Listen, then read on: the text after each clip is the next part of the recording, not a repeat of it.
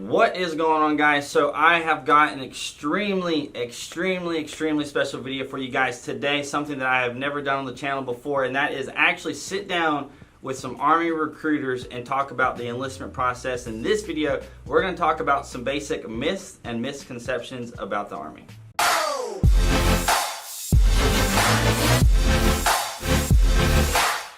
Alright, so before I get started, I just want to throw it over to Sergeant First Class Brandstetter, and he's going to let you guys know maybe just a little bit about his experience in the military, how long he's been in and whatnot. So, Sergeant First Class Brandstetter, I've been in the Army for 19 years. I originally enlisted as an M1 Armor Crewman.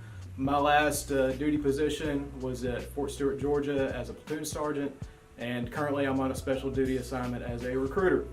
Alright, so we're going to go over some myths and misconceptions basically either about recruiters or just the Army in general. And something that there's a big misconception about, I know for sure, and that's the first thing that we're going to cover, and that is recruiters get a bonus or some kind of benefit from enlisting soldiers. I wish I had a bonus for everybody enlisted. No, we do not get a bonus cash-wise or otherwise for everybody we enlist. Our job is to put people in the Army, and it may seem like we try a little too hard, but that's because we're really invested in our mission to put people in the Army. All right, so is there any kind of like, you have to enlist 3 people this month, 5 people this month? Is there anything like that? No, the overall Army is mission to put a certain amount of people into the Army. And then that gets broke down as it goes down to the lower levels. Our station has a mission to put in a certain amount of people, whether it's active duty Army or reserve, a month, but no individual recruiter has to put in a certain amount of people. We like to put in as many people as possible. We want to accomplish the mission to the best of our ability. Yeah, so that's really important to remember, guys. They're not getting any real benefits or anything like that from enlisting a soldier. So they're not trying to, be like, oh, we're going to get this guy to do this one job just so that we can get him in. They're not trying to screw you over just so that they can, hit those numbers that people always have to say. They're not trying to get somebody in because they're going to get a $500 bonus for every enlistment. So that's the first big misconception. That's the first big myth, really, that we're going to talk about. The next one is that when you join the military, when you join the Army, everybody's a combat enlist. Everybody's going to go out and see some combat. No, that's not the case. A very small percentage of people in the Army are actually what we call combat arms or trigger pullers. The whole rest of the Army is support MOSs or support careers. Those are your fuelers, your logistic personnel, your medical personnel, your signal, IT personnel. They are the people that support the combat MOSs so we can do our job effectively. Without the fuelers, we can't run our tanks. And then another misconception that I remember I was actually told this they'll tell you these stories about, whenever I finished, my one station unit training, whenever I got done with the AIT, like 2 weeks later, I got deployed, right? And you might hear some of the stories. I mean, maybe once in a blue moon, they might get to a unit and they're already kind of ramping up for deployment. But is that like a thing that happens normally, or? No, that's not very common. As a matter of fact, that's not what most units would prefer. We would prefer to have soldiers straight out of AIT or OSIT and have time to get to know them better, integrate them into the team, and train them up. Sometimes that's not the case. Units are set on deployment schedules, and if we get new personnel in and they've done the basic amount of in-processing to take care of themselves and their family, then they're probably going to go. But like I said, that is a very small percentage of how things work once they're done with their initial training. And another biggie that a lot of people are really confused about, especially even people that watch my YouTube channel that are new at least to watching my YouTube channel, because I give you guys a crap load of information.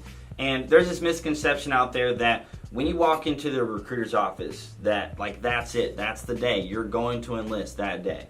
Yeah, that's fairly accurate. The bus comes at 4 in the afternoon and you get to know that it's not accurate at all. When you come in for an interview or whatever, we're not going to enlist you that day. We don't do enlistments in our office that happen, or contracts in our office that happens at MEPS. We don't even know if you're fully qualified. We probably ask you some basic questions on the phone or in person just to get an idea if you're qualified.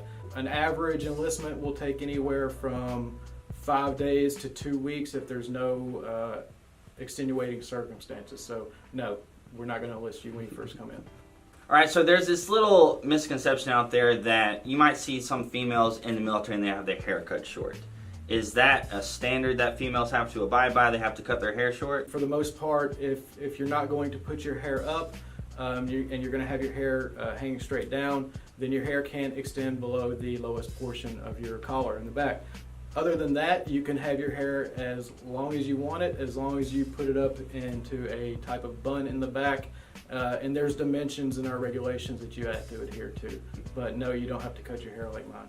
Yeah, you don't you don't have to have a male haircut if you are a female in the military. So almost on a daily basis now, I get some kind of question related towards pay during basic training. And some people don't think that you actually get paid during basic training. Pretty quick to answer, yes, you get paid during basic training.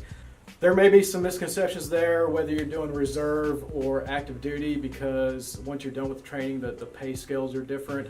But while you were in basic training and AIT or OSUT, you will get paid the same as everybody around you, full-time pay.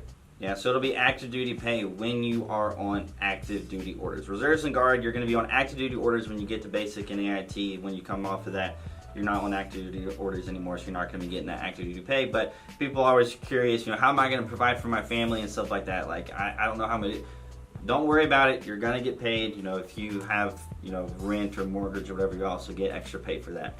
All right, so there's this weird idea, misconception, whatever. Maybe it could be from movies or some of the stories people have told you, but that's this idea that when you join, you are going to be full-on soldier 24/7, in uniform 24/7. You can't leave the base. You're not going to have any kind of normal life. Yeah, that's a misconception. I live a pretty normal life. For the most part, it is a 06:30 to 17:30 job. Yeah, not a 9 to 5, a little bit longer. But you go in uniform. You do PT. You do your job throughout the day. When 17:30 or 5:30 in the evening hits, you go home. Whether it's to your barracks room or your house with your wife, kid. And you do what you would normally do, probably play a lot of video games. The weekends are yours, same deal. You may live on base or off base, but that time is yours. You're probably going to get more time off in the Army than in any other job, just for the sheer amount of federal holidays and 3-day and 4-day weekends that you get. Yeah, that's definitely true, and that's something that I'll convey to you guys, but it's nice to have this kind of in a video right now. You're going to have, most people's thought of the military, you don't think you're going to have as much time to yourself as you actually do. You don't think you're going to still have a life when you join. You think your life is over when you join, and you're just going to be locked into doing soldier stuff 24/7. But that's definitely not true, guys. Whether you go active and you're stationed somewhere else, you're going to do that job. When you come home, you can hit the gym, you can go out to eat, you can hang out with your friends, you can do whatever. So that misconception that honestly a lot of people have is definitely not true. One more thing that I'd like to add there, we're talking about having a life. There is still going to be some times where you might have to do a 24-hour duty, or you're going to have to be, gone for some training for an extended period of time or something. Yeah, but so obviously training on the unit level, you could be in the field for a week, 2 weeks. Usually once a year you're going to go to California or Louisiana for about a month. But the Army will take care of you on the back end. If you have to do a 24-hour duty, they're probably going to give you the next day off, probably 99% of the time. When you go out to the field for training, if there's any 3 or 4 day weekends that you missed, they're going to tack it on to the next weekend. So the Army's not about just taking your time just for no reason.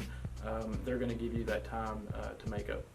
All right, so the last kind of myth that I want to talk about has to do with your family, getting married, having a family, having kids and all that stuff. A lot of people think that it's going to be really difficult, and I'm not saying it's going to be easy.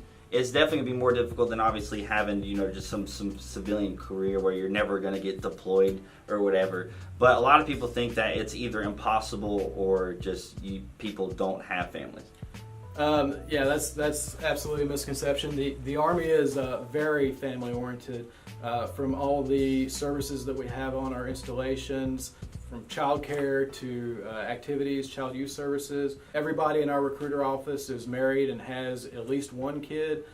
The Army's family oriented. I don't know what to say. That kind of blows my mind, just the sheer amount of people in the Army that have families, especially in the higher ranks. It's a little bit more difficult, obviously, for when you're gone for training or whatever, to have those families. But yeah, the Army's very definitely family oriented and supports families. Yeah, so I mean, the military, we know that it could be a little bit more difficult, right? But there's also going to be all these other benefits and support systems that you get in the military that your civilian career is not going to give you if you have a family. You also get, additional pay and benefits and stuff, for kids and family, like whenever you leave, there's like a separation pay, which I don't think is a ton of money if you're gone for more than 30 days or whatever it is. But they definitely want to help you out a little bit. There's different things that you can go to. I think it's called like Strong Bond or something, if you have a family. Yeah. So they're kind of looking out for you, right? So if you want to have a family, that's definitely something that you can do. All right, so that's going to be it for today's Army Myths and Misconceptions with an Army recruiter. If you happen to have any questions, links are going to be down in the description down below. And please come by and see us in Huntersville, even if you're not in this area. Send us your questions, give us a call, and we'll be glad to answer anything you have. So if you need help finding a recruiter in your area, make sure you guys let them know. You can ask them a question, be like, hey, do you know any recruiters in this specific area? I live here or whatever. So make sure you guys hit them up. You can ask them questions as well on their Instagram. Link down below. You guys can take some of the questions from me and maybe offload it on them a little bit. Don't do too much now. But yeah, follow me on Instagram and Snapchat if you haven't already. Hope you guys have an amazing freaking day, and I will see you later.